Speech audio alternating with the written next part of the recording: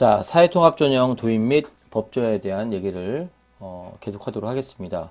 자, 사회통합전형 도입과 법조화를 한다는 얘기는 무슨 얘기냐면, 자, 사회적 배려자 선발에 10% 이상을 의무화해라 이런 얘기입니다.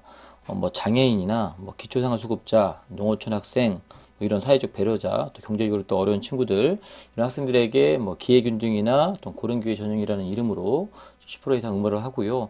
또 이 중에 하나가 또 뭐가 있냐면 그 다음에 지역인재 전형 같은 경우도 이 사회적 배려 선발 안에 포함되어 있기 때문에 서울 수도권 학생들 제외한 각 지역의 거점 대학이나 그 지역에 입학을 할 때 그 지역 출신들로 좀 뽑아라 이런 부분들이 사회적 배려자 선발 10% 안에 들어가는 것 같고요. 그 다음에 또 하나 정말 이제 파격이 큰 것 중에 하나가 뭐냐면 수도권 대학의 지역 전형 선발을 10% 이상 운영을 해라. 그리고 가급적이면 교과 성적으로 뽑아라. 학생부 교과로 뽑아라. 이런 겁니다. 자, 전국의 많은 고등학교 학생들에게 일정한 티오를 주는 거예요. 서울대에서 운영하고 있는 지역 균형 전형처럼 뭐 2명이든 3명이든 10명이든 이게 주면 그 해당되는 학생들끼리만 이렇게 지원을 하는 거죠.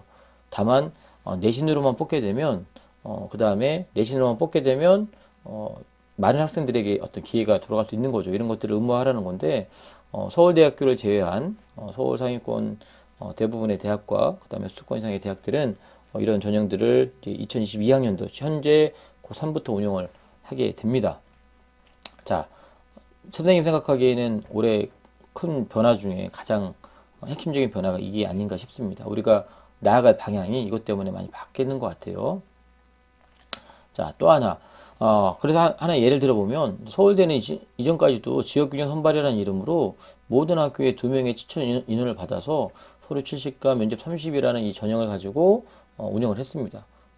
전교 1, 2등짜리 학생들이 지원했잖아요. 그래서 가급적이면 매년 서울대 한 명이라도 붙는 인원들이 뭐 700명, 800개 학교 이렇게 나왔던 이유가 바로 이런 거였고요.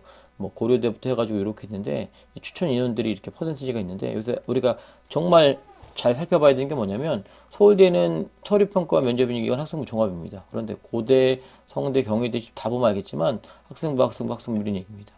그죠? 이런 것들이 학생부 교과 전형이라는 거죠. 내신을 기반으로 한.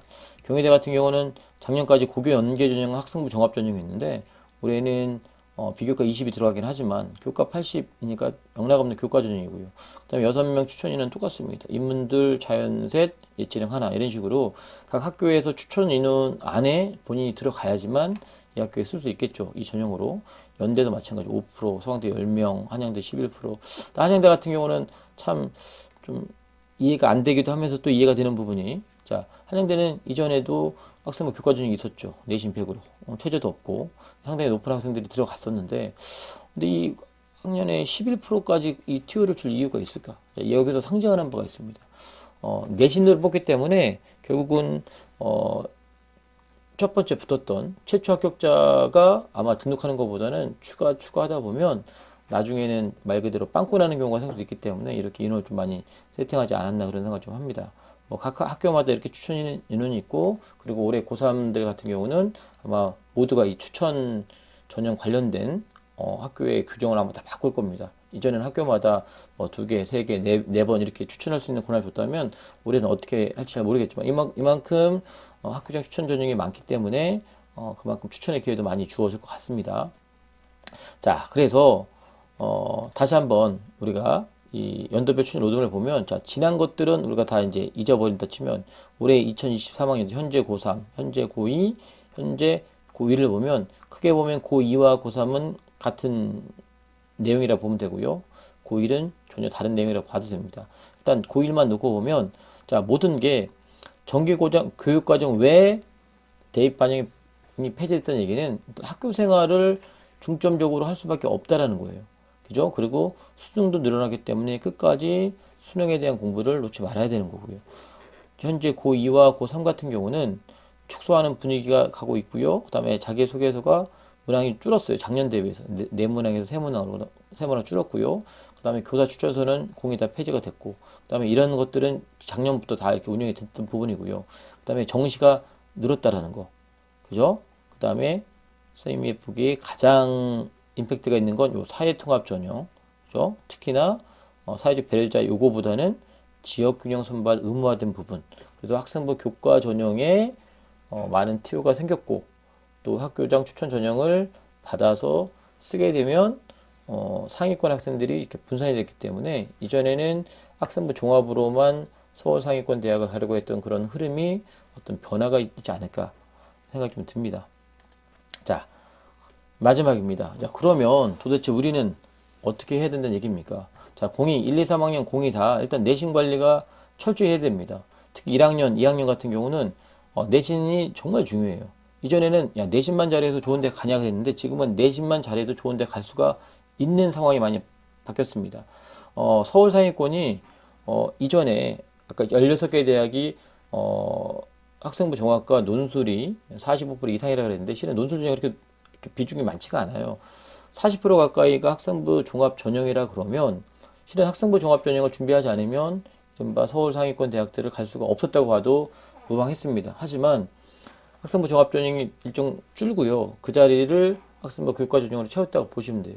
그러면 내신 관리만 철저히 하면 붙을 수 있다는 얘기입니다. 그런데 이걸 또 액면 그대로 받아들이면 안 되고 그 내신 속에는 이른바 뭐가 포함되어 있냐면 일반 선택 과목과 진로 선택 과목 있잖아요. 우리가 흔히 말하는 2015 개정 교육 과정에서 그 진로 선택 과목도 어떻게 반영하는 것도 우리가 좀 고민해 봐야겠지만 수능 공부 따로 하랴, 내신 관리 따로 하랴, 또 진로 선택 과목에 대한 공부 따로 하랴 이렇게 우리 고민을 많이 했을 텐데 그 과목도 중요하다. 그것도 평가하는 방법도 여러 가지 있지만 그것도 되게 중요하기 때문에 아무튼 여러모로 내신 관리를 철저히 해야 되는 게 필요하고 그다음에 상위권의 서울 상위권의 대부분의 대학들은 내신만 보지 않고요.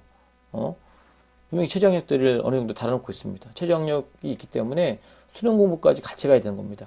여기 있는 내신 관리라는 얘기는 말 그대로 학교에서 보는 1차 지필평가, 2차 지필평가만 잘 보라는 얘기가 아니라 그걸 기반으로 해서 수능 최저학력을 준비하면 예전에는 예측 불가능했던 학생부 종합전형으로 원서를 써가지고 괜히 맘졸이고 또 붙고 떨어지는 것들에 대해 상당히 많이 사람이 희비가 엇갈렸던 그런 부분들을 좀 더 예측 가능한 모습으로 내신이 좋은 친구들은 좀 더 쉽게 서울권의 대학을 갈 수 있지 않을까라고 예측 좀 해보고요. 또 하나는 학생부 종합전형이 줄긴 줄었지만 여전히 상위권 대학들은 학생부 종합전형이 가장 많은 인원을 차지하고 있습니다. 대학에서 학생부 종합전형을 포기하지 않는 이유, 포기 못하는 이유는 학생부 종합전형으로 들어왔던 아이들이 학교 생활을 더 잘하고요. 더 충실하고요. 더 의미 있는 활동을 하기 때문에 대학에서는 그 전형을 포기할 수가 없는 겁니다. 그래서 정부의 공고안 때문에 줄이긴 하지만 여전히 상위권 대학들은 학생부 종합전형이 여전히 강력하다. 그렇기 때문에 우리가 준비를 안 할 수가 없습니다. 그런데 예전에는 학생부 종합전형을 준비하기 위해서 정말 많은 노력을 했어야 됐습니다. 불쌍할 정도로 학교 생활을 너무나 힘들게 할 수밖에 없었던 여건도 분명히 있었지만 그런데 지금은 이제 정규교육과정 이내에 이루어지는 일들만 생활기록부에 입력이 돼서 입력은 다 하지만 대학 가는 전형 자료에 반영이 되기 때문에 일단은 그냥 학교 생활 말 그대로 충실히 하면 내가 특별한 노력을 그렇게 굳이 다르게 하지 않더라도 종합전형에 대한 준비가 될 수 있다는 거예요. 어떤 사람은 이렇기 때문에 학생부 종합전형이 좀 죽는 거 아니냐, 거의 무력화되는 거 아니냐 할지 모르겠지만 우리는 그냥 이전에 충실하지 못했던 그런 영역들, 예를 들면 창체에서의 자율활동, 영상 틀어주면 그냥 다른 공부하거나 본인 척 만족하거나 되게 수성적으로 참여했던 그런 모습이 있었다면 그렇지 않다라는 거죠. 더 열심히 참여하고 그 속에서 내가 개발할 수 있는 것들이 무엇인지에 대한 고민 한번 해보고요. 봉사활동 같은 경우도 주말에 나가서 봉사활동을 못하는 대신에 안 하는 대신에 이제 학교에서 벌어진 일들에 대해서 내가 어떻게 참여할 건지. 그다음에 무엇보다 제일 중요한 거는 바로 세특이죠. 세특이 의미 있게 거기에 학업 역량, 전공 적합성, 그다음에 인성 영역, 그다음에 발전 가능성 이런 부분들을 녹아내려면 학교 생활에 충실해야 될 수밖에 없는데 그 충실한 게 뭐냐? 수업 잘 듣는 거죠. 수업 잘 듣는 거에만 그치는 게 아니라 발표와 토론과 토의의 기회들 그리고 뭔가를 준비해서 또 보고서 형식으로 발표할 수 있는 그런 기회가 있을 때 책도 읽고 또 그다음에 전문가도 만나고 이런 친구들과 또 이렇게 커뮤니케이션도 하고 이런 것들을 녹아내서 임하게 되면 우리가 방과 후에 그다음에 따로 주말에 또는 자율 동아리 이런 걸 통해서 또 다른 그 여분의 에너지를 투자하는 것 대신에 충분히 가능하다고 봅니다. 그래서 장기적으로 봤을 때는 학생부 종합과 학생부 교과의 이 전형 간의 구별이 그렇게 크게 나지 않을 것 같습니다. 그래서 현재 1학년 학생들부터는 나는 교과로 대학 갈 거야, 종합으로 대학 갈 거야 이렇게 판단하기보다는 그냥 학교 생활 충실히 하면 이 모든 게 다 준비가 될 것 같고요. 그리고 마지막으로 정시의 비중이 늘었습니다.